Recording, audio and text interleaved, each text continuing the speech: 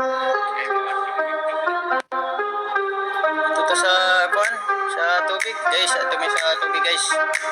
Sa kabilang bundok. Sa malaking ano. Guys, let's go guys. Ayan na. Ayan na, punta na kami dito guys. Sa tubig. Yan.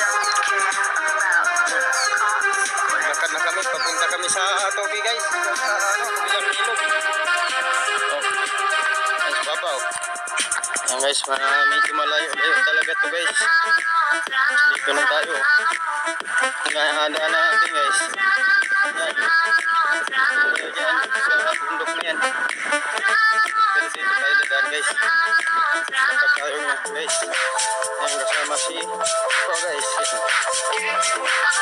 Padaan tayo dito guys. Yan. Dito yun, dito. Dito. Ano na dito dito. Bundok na talaga guys. Dami na kawits. Dito guys, dami mga bato dito.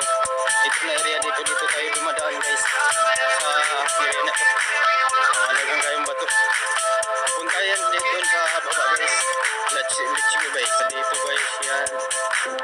Yan yung may bahay dyan guys nga. Yan meron.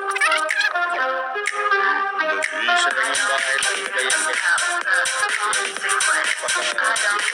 Pero yung pupunta natin guys, yung punta natin dun sa ilog, dun sa baba, pinakababa talaga.